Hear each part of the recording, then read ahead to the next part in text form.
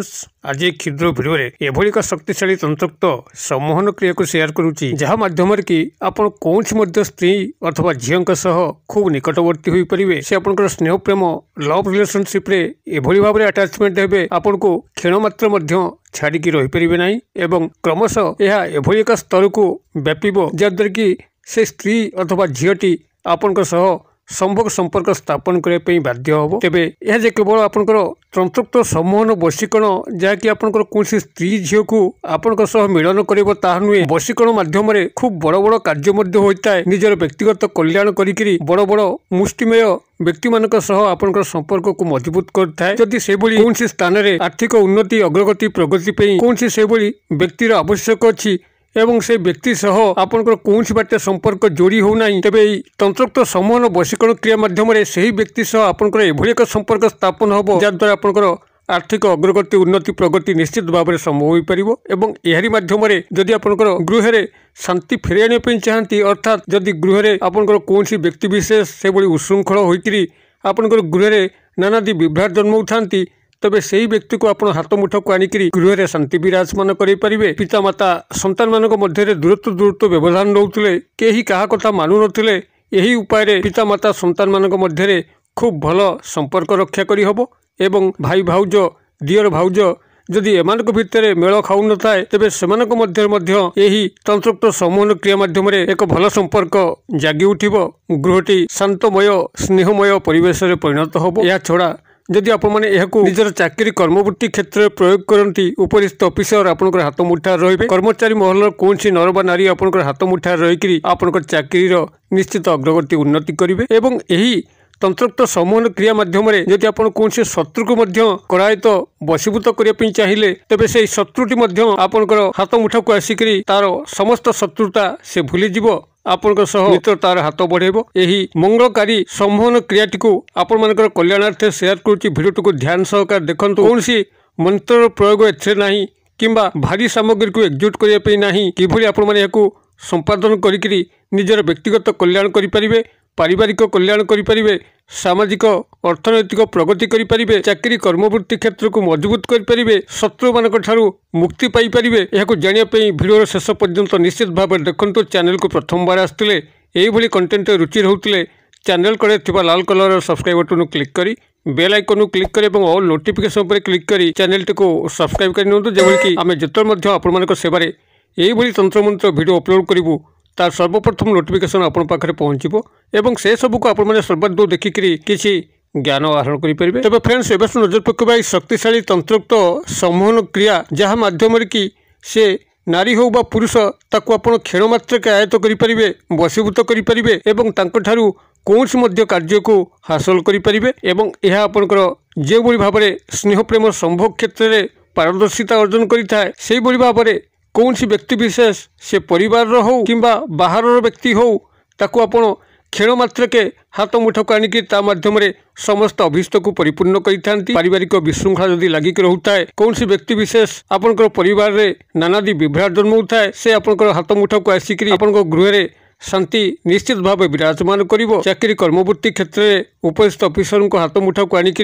चाकरी कर्मवृत्तिर निश्चित अग्रगति उन्नति करें सामाजिक सांस्कृतिक क्षेत्र में कौन नर बा नारी को हाथ मुठा को आनिक आपंकर सामाजिक सांस्कृतिक अनुष्ठान गुड़िक सुंदर भाव में संपादन करेंगे राजनीतिक क्षेत्र में जब आप व्यवहार करती आपंकर दल निश्चित भाव में मजबूत हम और यह जब आप निजर शत्रु क्षेत्र में प्रयोग कले जो शत्रुटी आपन को जमा ठीक से बंचे दौना बिना कारण विभिन्न स्थान अपमानित करुच्ची शारीरिक आर्थिक मानसिक क्षयक्षति कर चलुची देखिए से शत्रुटी आपन सामना सामनी हो पार ना आपन को देखा मात्र भयर पलायन कर अथवा आपण मित्रतार हाथ बढ़ेब यही कल्याणकारी तंत्रोक्त सम्मोहन क्रिया को आपण मान कल्याणार्थे शेयर करुच्ची जदि आप कौन व्यक्ति विशेष नर बा नारी को लेकिन से भली गभीर दुखद अवस्था अच्छा संपर्क स्थापन करने चाहते कौन प्रकार कल्याण सकाशे मात्र से संपर्क स्थापन हो पार ना देखिए क्षण मात्र के ही से नर बा नारी आपंकर फर कार्य करेंगे आपन को सपोर्ट करने लगे आपन को प्रशंसा करने लगे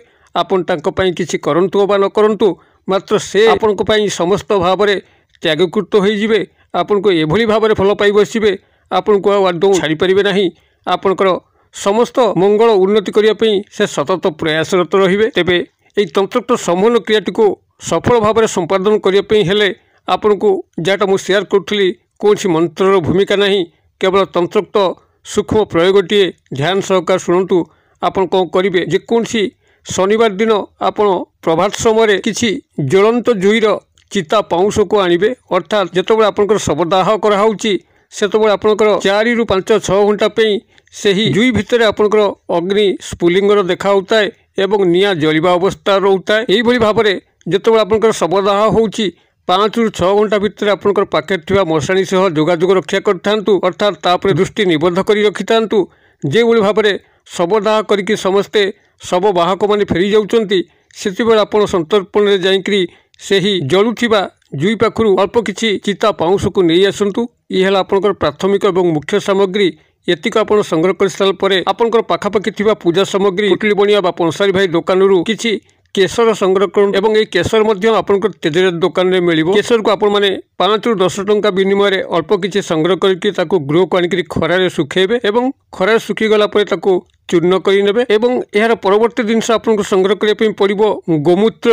ଯାହାକି ଆପଣ ଖୁବ୍ ସହଜରେ ସଂଗ୍ରହ କରିପାରିବେ ଏବଂ ଏକ ଲାଲ ପେନ୍କୁ ମଧ୍ୟ ଆପଣ ସଂଗ୍ରହ କରିବେ, ଯେଉଁଥିରେ କି ଆପଣଙ୍କ ଏହି ଲେଖନୀ କାମଟିକୁ ହେବ। ଏହିଭଳି ଭାବରେ ଆପଣ ସଂଗ୍ରହ କରିସାରିଲା ପରେ ଯେକୌଣସି ଶନିବାର ଦିନ ଆପଣ ଗୋଟିଏ ସାଧା କାଗଜକୁ ଆଣନ୍ତୁ। ସେହି ସାଧା କାଗଜ ଉପରେ ସମ୍ପୃକ୍ତ ବ୍ୟକ୍ତି ନାରୀ ବା ପୁରୁଷଙ୍କର ନାମଟିକୁ କେବଳ ଲେଖନ୍ତୁ, ଯାହାକୁ ଆପଣ ଏହି ବଶୀକରଣ କ୍ରିୟାରେ ସାମିଲ କରୁଛନ୍ତି। ତାଙ୍କର କେବଳ ଡାକନାମ ବା ଉପନାମକୁ ଲେଖିବେ, ସମ୍ପୂର୍ଣ୍ଣ ନାମ ଲେଖିବାର ଆବଶ୍ୟକ ନାହିଁ। ନାମଟିକୁ ଲେଖି ସାରିଲା ପରେ ଆପଣଙ୍କର ଯିଏ ଆରାଧ୍ୟ ଦେବ ଅଛନ୍ତି କିମ୍ବା ଦେବୀ ଅଛନ୍ତି ତାଙ୍କର ଚରଣ ତଳେ ସେହି କାଗଜଟିକୁ ରଖିକରି ସେହି ବ୍ୟକ୍ତିଙ୍କର ଧ୍ୟାନସ୍ଥ ହୋଇ ଆପଣ ଏହି କାଗଜଟିକୁ ସେଇଠି କର୍ପୂର ସହାୟତାରେ ଜଳାଇ ଦିଅନ୍ତୁ। ଏଭଳି ଭାବରେ କାଗଜଟି ଜଳିକିରି ପାଉଁଶ ହୋଇଯିବ ଏବଂ ଯେତେବେଳେ ଆପଣଙ୍କର ଜଳିକି ତାହା ପାଉଁଶ ହେଉଛି, ସେହି ପାଉଁଶରେ ଆପଣଙ୍କର ଏହି କେଶର ଯାହାକି ଆପଣ ସଂଗ୍ରହ କରିକିରି ଖରାରେ ଶୁଖେଇକି ଚୂର୍ଣ୍ଣ କରିଛନ୍ତି ତାକୁ ମିଶାଇ ଦିଅନ୍ତୁ ଏବଂ ଗୋମୂତ୍ରରୁ 2-3 ବୁନ୍ଦା ତା ଦେହରେ ମିଶାଇକରି ଗୋଟିଏ ପେଷ୍ଟ ପ୍ରସ୍ତୁତ କରିନିଅନ୍ତୁ। ଏବଂ ପେଷ୍ଟ ପ୍ରସ୍ତୁତ କଲା ପରେ ଏହି ପେଷ୍ଟଟିକୁ ସଯତ୍ନରେ ପାଖରେ ରଖନ୍ତୁ। ସେହି ଶନିବାର ଦିନ ଯଦି ସେହି ବ୍ୟକ୍ତି